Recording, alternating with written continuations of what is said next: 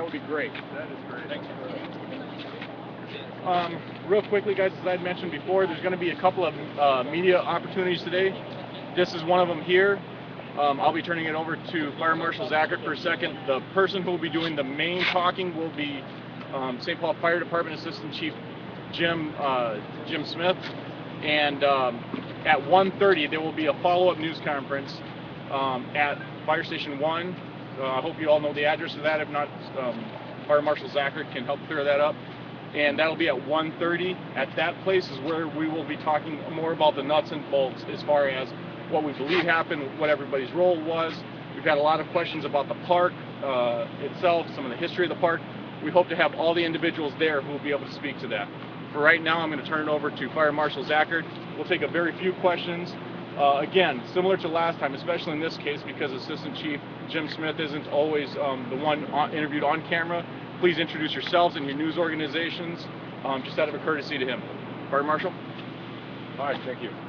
First of all, the 1:30 press conference will be at Fire Station 1, which is at our headquarters, 645 Randolph Avenue, or 1000 West 7th, at the corner of West 7th and Randolph at 1:30. And I'm not making a statement, but Assistant Fire Chief Jim Smith will talk to you. He's been the incident commander of this event over the last couple of days, and he's the man in charge, and he's going to speak to you about what's happened this morning. Go ahead, Chief. Thank you, Steve.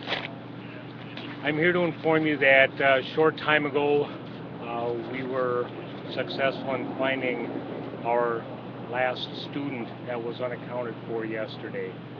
Our rescue teams resumed search this morning shortly after 9:30, and after making a cursory reconnaissance of the area and a search, we were able to locate the location of where the young child was, and then we've extricated him from the pit in which all the kids were located. Unfortunately, he is deceased and will be transported from the scene shortly. The family has been notified and will have an opportunity to be with their child. And at this point right now, I don't have specifics on the exact rescue, what took place down at the rescue site or recovery site, but as for now, that's the information that we have, is that we did find our final student, and he is being brought up topside as we speak.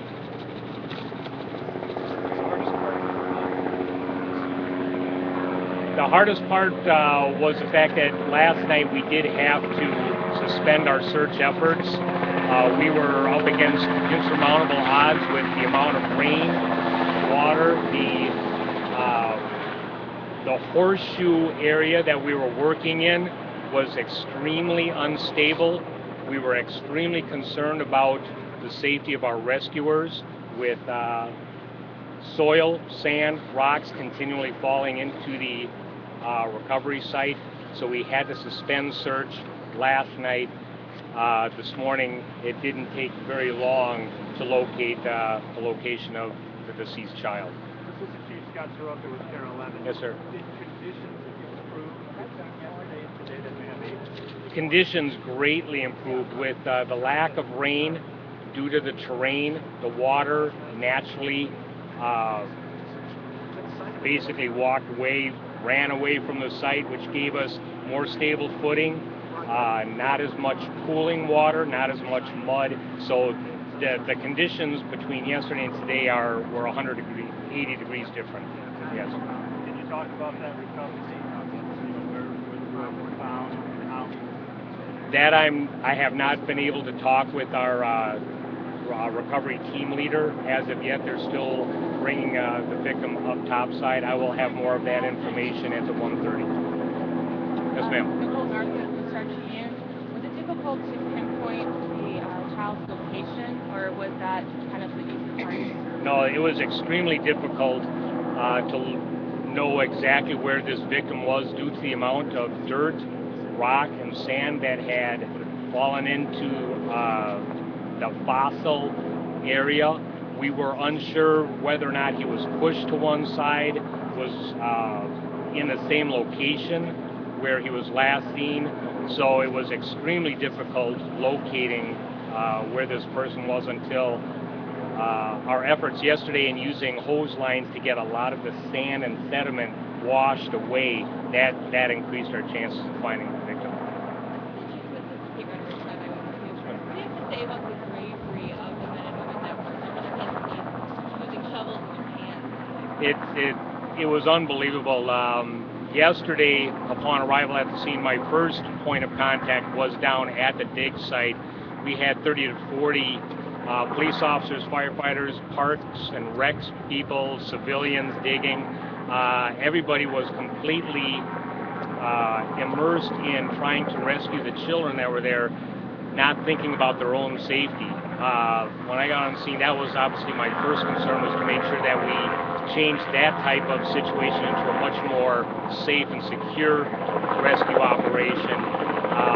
From there on, the Minnesota Task Force 1 members, St. Paul firefighters were down in the fossil area, the dig pit,